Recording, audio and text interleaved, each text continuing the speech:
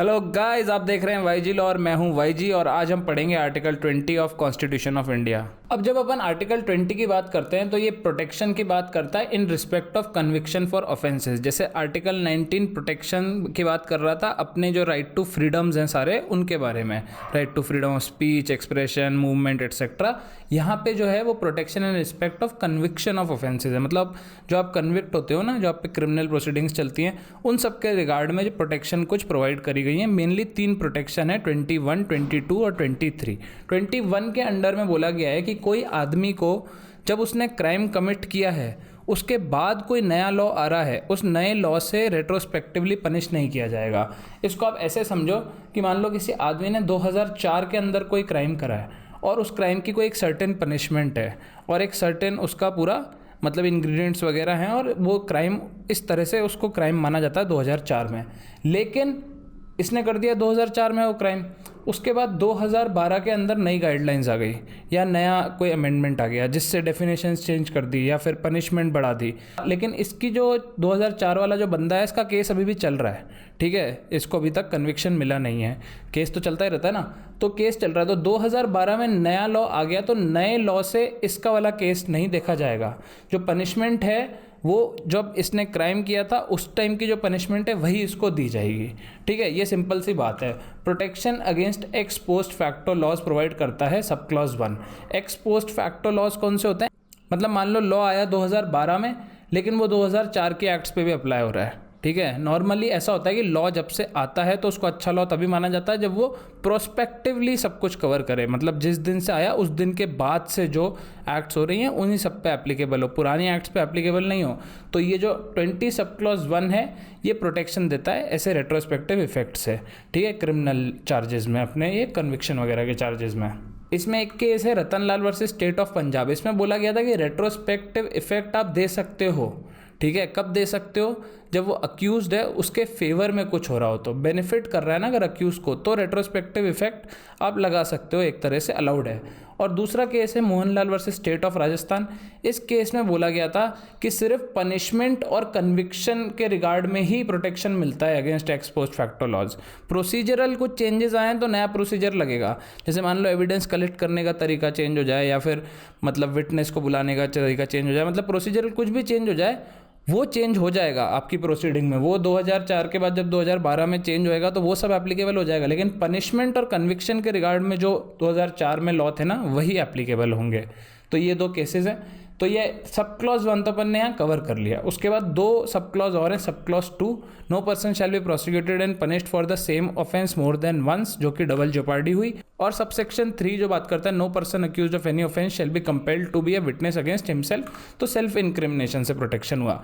तो सब clause 1 protection देता है एक्स पोस्ट फैक्टो लॉज से, सब क्लॉज 2 प्रोटेक्शन देता है डबल जोपार्डी से और सब क्लॉज 3 प्रोटेक्शन देता है सेल्फ इंक्रिमिनेशन से। इसके सब क्लॉज के क्वेश्चंस काफी बार आ जाते हैं एग्जाम्स में, डायरेक्ट पूछ लेते हैं कि डबल जोपार्डी से प्रोटेक्शन कॉन्स्टिट्यूशन के किस आर्टिकल में, तो आर्टिकल 20 सब क्लॉज 2 में प्रोटेक्शन है डबल जोपार्डी से।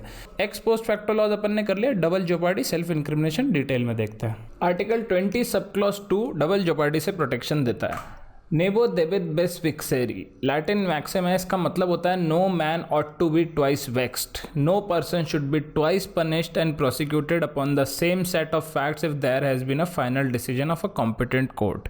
अब इसमें असेंशियल्स हैं कुछ, इस डेफिनेशन से असेंशियल्स आ रहे हैं, निकालते हैं।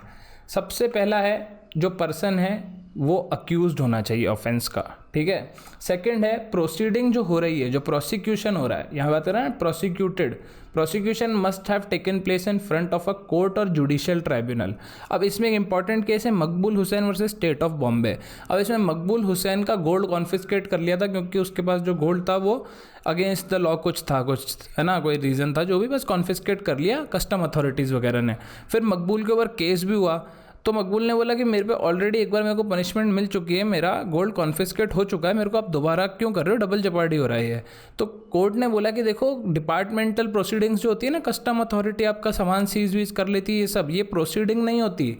प्रोसीडिंग या प्रोसिक्यूशन जो होता है ना वो कोर्ट या जुडिशियल ट्राइब्यूनल के सामने होना चाहिए, तभी वो अगर दोबारा होगा तो डबल जेपर्डी माना जाएगा। डिपार्टमेंटल प्रोसीडिंग से आप आए हो कोर्ट के अंदर तो और कोर्ट आपको फिर अलग से सजा दे रहा है तो वो डबल जेपर्डी नहीं है।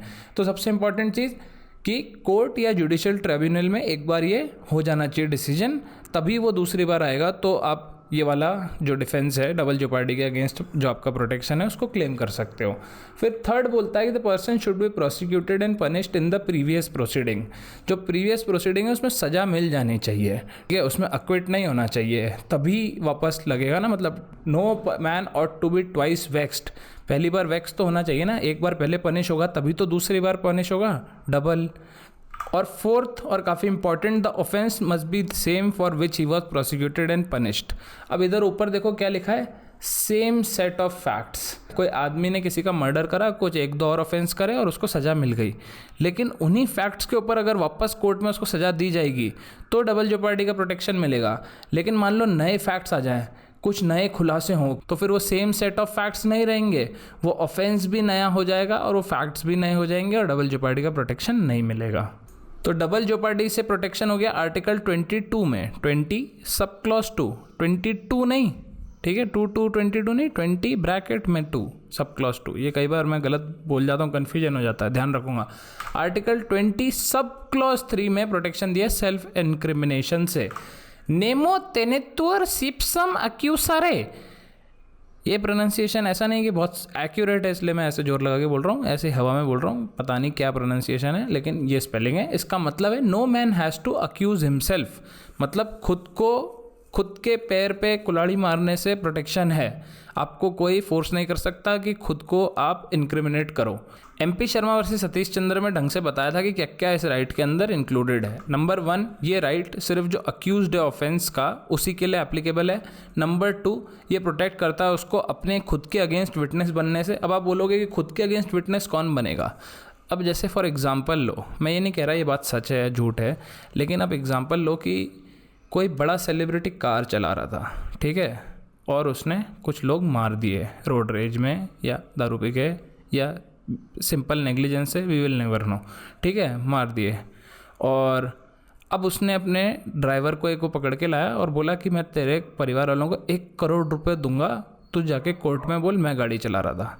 तो वो तो बोल देगा जाके, ठीक है, क्योंकि गरीब लोग पैसे के लिए कर लेंगे ना, कुछ परिवार की चिंता है, लेकिन क्या वो जस्टिस होगा? वो जस्टिस नहीं होगा। तो इसलिए कोई अगर कोर्ट में खुद भी बोल दे ना मैंने मर्डर करा है, तो भी प्रूव करना पड़ता है, उसको बोलना, फैक्ट्स मतलब लाने पड़ते हैं, उसके जो स्टेटमेंट है उसके फॉर्म में। ऐसे सिर्फ उसके बोलने से नहीं हो जाता कि अच्छा इसने बोल दिया तो अब इसका क्राइम हो गया, ऐसे नहीं होता। So it is protection against compulsion to be a witness against yourself, ठीक है। फिर नंबर 3 है it is protection against such compulsion relating to his giving evidence against himself, मतलब विटनेस तो नहीं बन सकता, अपने अगेंस्ट एविडेंस भी नहीं दे सकता, ठीक है, और उससे आप एविडेंस ले भी नहीं सकते। लेकिन इसमें एक दिक्कत आ गई और वो दिक्कत इस केस में डिस्कस हुई, जो कि है स्टेट ऑफ बॉम्बे वर्सेस काठीकालू।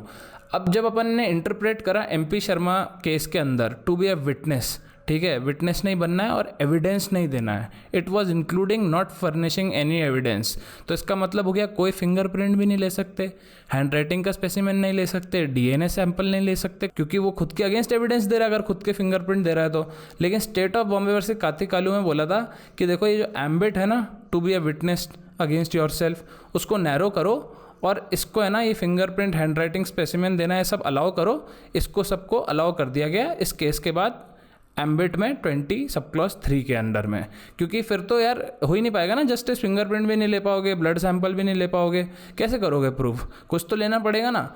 तो अब स्कोप 20 सब क्लॉज 3 का इतना ही रह गया है कि आप कंपेल नहीं कर सकते एक पर्सन को to say something from his personal knowledge relating to the charge against himself, सिर्फ उसके बोलने पे रह गया है। एक और इसमें इंपॉर्टेंट केस है Selvi versus state of Karnataka.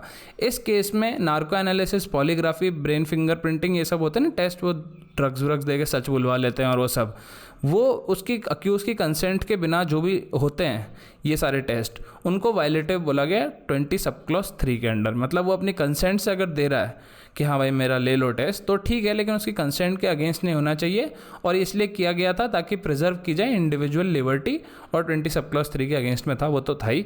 तो ये Selvi versus state of Karnataka में डिसीजन दिया था और काफ़ी इंपॉर्टेंट डिसीजन है क्योंकि ये नार्को एनालिसिस, पॉलीग्राफी और ब्रेन फिंगरप्रिंटिंग और ये सारे टेस्ट का ये वो है, मतलब लैंडमार्क डिसीजन है। पूछा जाता है कई बार कि किस केस में ये सारी चीज़ों पर डिसाइड हुआ था, तो सेल्वी वाले केस में डिसाइड हुआ था। तो गाइस ये हो गया हमारा आर्टिकल 20 कंप्लीट। लेकिन जाना नहीं है। यहाँ पे आएंगे कॉन्स्टिट्यूशन की प्लेलिस्ट, यहाँ पे आएगी पेड कोर्सेज की प्लेलिस्ट, और यहाँ पे आएंगे नीचे सारे के सारे social media handles, Insta, Facebook, फलाना डिमाका, और ये जो ऊपर के जो लिंक है ये भी मैं नीचे डाल दूंगा। और लाइक जरूर मारना, कमेंट जरूर मारना, सब्सक्राइब जरूर करना। मिलते हैं अगले वीडियो में। Bye bye.